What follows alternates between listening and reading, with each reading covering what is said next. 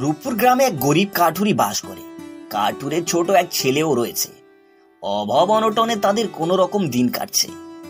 গিনি, ঘরে বাজার সদাই আছে নাকি? আর বাজার সদাই?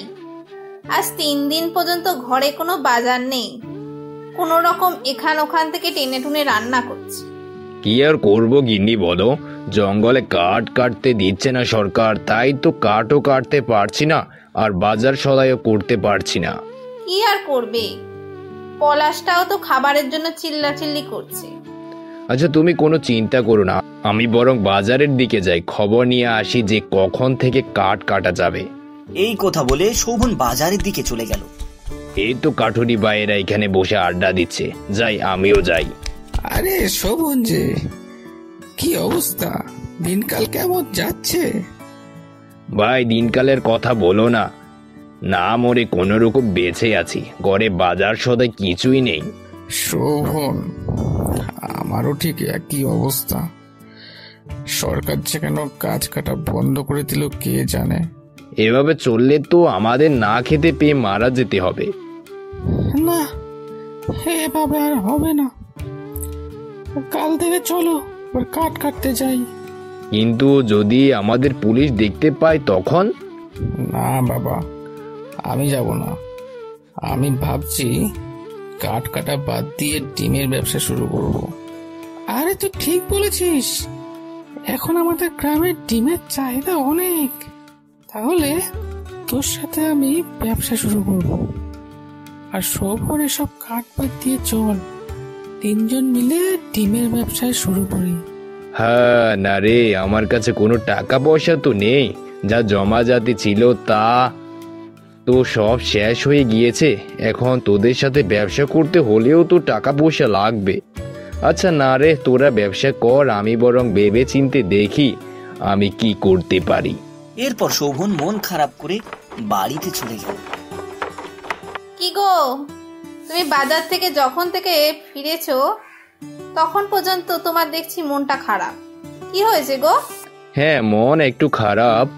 কি গো বলো তো, বাজারে গেলাম যে কাঠ কাটার ব্যাপারে জানার জন্য, কিন্তু যারা আগে আমার সাথে কাঠ কাটতো সবাই এখন আর কাটবে না। কাঠ কাটবে না মানে? তাহলে তারা খাবে কি, আর তাদের সংসারই বা চলবে কি করে? আসলে গিন্নি জানো, সরকার কখন যে কাঠ কাটার জন্য আবার নির্দেশ দেয় তার তো কোনো ঠিক নেই। তাই তারা সবাই ঠিক করেছে তারা ডিমের ব্যবসা শুরু করবে। ও তাই বলো?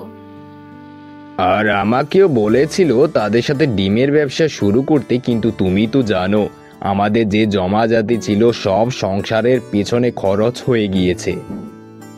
হ্যাঁ, দেখা যাক ঠাকুর কি করে। আর ঠাকুর যা করে ভালোর জন্যই করবে। হ্যাঁ হ্যাঁ গিন্নি, কয়েকটা খেতে দাও, শুয়ে পড়ি। হ্যাঁ হ্যাঁ দিচ্ছি, আসো আসো। আর কি জানো তো, ঘরের ভিতর চাল ডাল সব শেষ হয়ে গেছে। কাল কিভাবে যে রান্না বান্না করব। দেখা যাক কি করা যায়। কি আর করব, এমন একটা অবস্থায় এসে পৌঁছালাম, কোনো দিকেই কোনো কিছু করতে পারছি না। দরজায় কেউ কড়া নাড়ল, যা শুনে শোভন এবং শোভনের গিন্নি একটু হতবাক হয়ে গেল। দেখো তো গিন্নি, এই অসময়ে আবার কে আসলো? হ্যাঁ দেখছি গো, দেখছি। এরপর শোভনের স্ত্রী গিয়ে দরজাটি খুলে দিল। দরজা খুলে দেখতে পেল বাইরে হরিশ দাঁড়িয়ে। আরে হরিশ যে, এই অসময় রাতে আমাদের বাড়ি? আবার দেখি হাতে কুড়াল নিয়ে এলে, কি ব্যাপার? কি যে বলবো বৌদি, এলাম শোভন দাদার কাছে। কে এলো গো গিন্নি? এ দাদা, আমি গো আমি। আরে হরিশ যে, কি ব্যাপার, কেমন আছিস? অনেকদিন ধরে তো তোর কোনো খোঁজ খবর নেই। কি আর খবর দাদা, না খেতে পেয়ে বউ বাচ্চা নিয়ে মারা যাওয়ার মতো অবস্থা। ও বুঝলাম, আমারও একই অবস্থা হরিশ, আমিও কোনো রকম চলছি আর কি। তো হরিশ, তোর হাতে দেখি কুড়াল, তো এত রাতে কুড়াল নিয়ে কোথায় যাবি? ভাবছি রাতে কাঠ কাটতে যাব। আসলে শোভন দাদা, আমাদের সংসারের অবস্থা অনেক খারাপ। আজ 2 দিন হয়ে গেল পেটে কিছুই পড়েনি। এই এমন অবস্থা কি করব কিছু না বুঝতে পেরে কুড়াল নিয়ে বের হয়ে সোজা তোমার বাড়ি চলে আসলাম। কি 2 দিন ধরে তুই কিছু খাসনি? আমাদের বাড়িতেও তো দেওয়ার মতো কোনো খাবার নেই। না হয় আমি তোকে কিছু খাবার দিতাম। না না শোভন দাদা, তুমি বলেছো এটাই অনেক, যে কারণে তোমার কাছে আসা। হ্যাঁ হ্যাঁ, বল কেন এসেছিস? আসলে শোভন দাদা, রাত্রিবেলা তো আর সরকারের পুলিশ বাহিনী জঙ্গল পাহারা দেয় না। আমি ভাবছি তুমি আর আমি মিলে রাত্রিবেলা কাঠ কেটে নিয়ে আসবো, তারপর সকালবেলা বিক্রি করে দিব। তাহলে কিছু টাকাও আসবে আর অভাবটাও দূর হবে। হ্যাঁ রে হরিশ, কথাটা মন্দ বলিসনি, কিন্তু রাত্রিবেলা জঙ্গলের মধ্যে যাওয়া কি ঠিক হবে? দাদা যেতে তো হবে, না হলে তো আমাদের না খেতে পেয়ে মারাই যেতে হবে। আমাদের দিকে চেয়ে হলেও চলো। আসলে আমি একা যেতে সাহস পাচ্ছি না, তুমি যদি আমার সাথে যাও আমি একটু সাহস পাই। আচ্ছা আচ্ছা, ঠিক বলেছিস, তাহলে আমি কুড়ালটা নিয়ে বের হই। কিন্তু এত রাত্রিবেলা জঙ্গলে হিংস্র পশু পাখি থাকে, একটু সাবধানে যেও আর নিজের খেয়াল রাখো। অতঃপর শোভন এবং হরিশ জঙ্গলে যাওয়ার জন্য হাঁটতে শুরু করলো।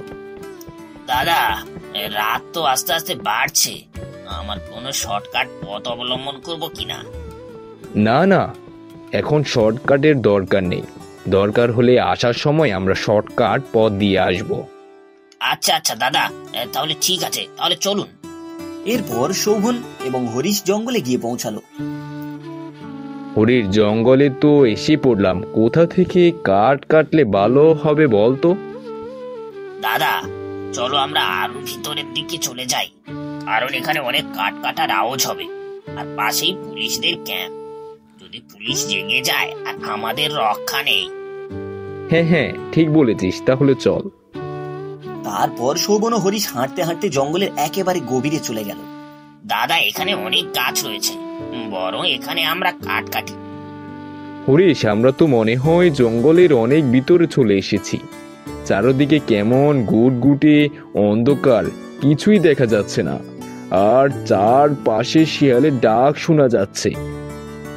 দাদা আমরা বরং কাঠ কাটা শুরু করি, তাড়াতাড়ি কাঠ কেটে আবার চলে যাব। হরিশ, কাঠ অনেক কাটা হয়েছে, এবার চল, রাত অনেক গভীর হয়ে গিয়েছে। হ্যাঁ দাদা, চলো চলো, কাঠগুলো বেঁধে মাথায় তুলে আমরা হাঁটা শুরু করি। এরপর শোভন ও হরিশ কাঠগুলো মাথায় বোঝাই করে বাড়ির উদ্দেশ্যে রওনা হলো। কিছু সময় হাঁটার পর হঠাৎ হরিশ বলতে লাগলো, দাদা এই রাস্তা দিয়ে চললে আমার মনে হয় আমরা তাড়াতাড়ি গ্রামে পৌঁছাতে পারবো। কোন রাস্তা? এই রাস্তা? হ্যাঁ, তাহলে চল।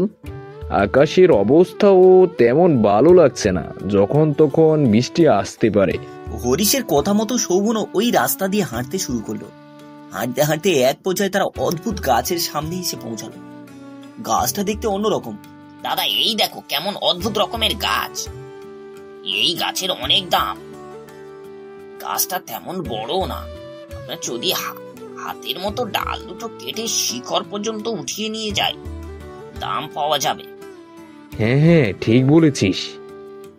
এরপর তারা গাছটা যখন কাটতে গেল, হঠাৎ প্রচন্ড রকম বাতাস বইতে লাগলো, আর এক আকাশ চমকাতে লাগলো। হরিশ, এই প্রচন্ড বাতাস কোথা থেকে আসলো? আমি তো চোখ খুলতে পারছি না। গাছটা রূপ দিল এক ভয়ঙ্কর রাক্ষসী। তোদের এত বড় সাহস, আমার শরীরে আঘাত করিস? আজ তোদের রক্ত খেয়ে আমার অভিশপ্ত জীবন থেকে মুক্তি লাভ করবো। না না না না, এমন করো না, বুঝে উঠতে পারিনি। আমাদের মাছ করে দাও, আমাদের কিছু করো না। কোনো লাভ নেই, তোদের মৃত্যুর সময় চলে এসেছে। মৃত্যুর জন্য প্রস্তুত হ। না, এই গাছের অভিশপ্ত জীবন থেকে আমার মুক্তি হলো এই মানুষ রক্তের মাধ্যমে। আর শোভন আর হরিশের নিথর দেহ পড়ে রইল জঙ্গলে। অন্যদিকে তাদের অপেক্ষা করছে তাদের গিন্নি।